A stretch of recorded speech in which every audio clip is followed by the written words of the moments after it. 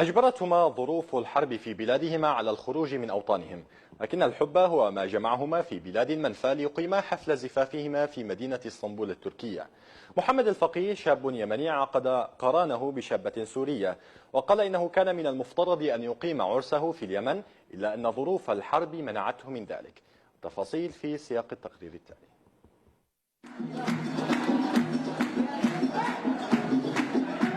على إيقاع الطرب اليمني هنا في مدينة اسطنبول التركية، يزف اليمنيون الشاب محمد الفقيه إلى قفصه الذهبي للزواج بفتاة سورية.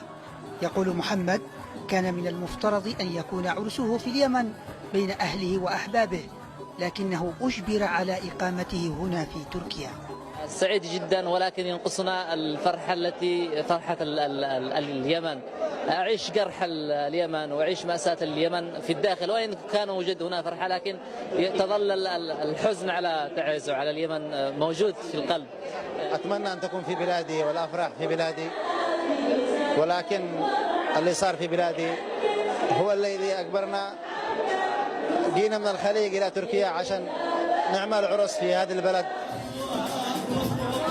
الشاب أيمن مصلح هو الآخر، تزوج قبل أيام بفتاة تركية رغم اختلاف الثقافة واللغة، إلا أن الحب كما يقول فتح له آفاقا جديدة وتعلم اللغة، وأصبحت الأسرة التركية أسرته وصار جزءا منها.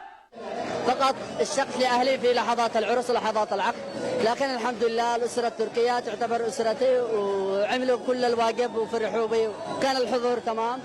بس إن شاء الله عملنا العرس بالطريقة التركية. بالطريقة اليمنية بيكون إن شاء الله العرس في السنة القادم أو بعد عدة أشهر.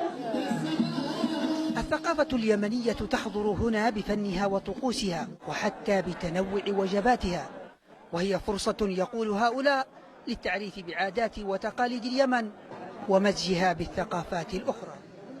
واجتمع اليمنيين من كل المدن، فبادرة طيبة ان احنا نؤسس في الخارج نفس العادات اليمنية نعكسها هنا في اسطنبول.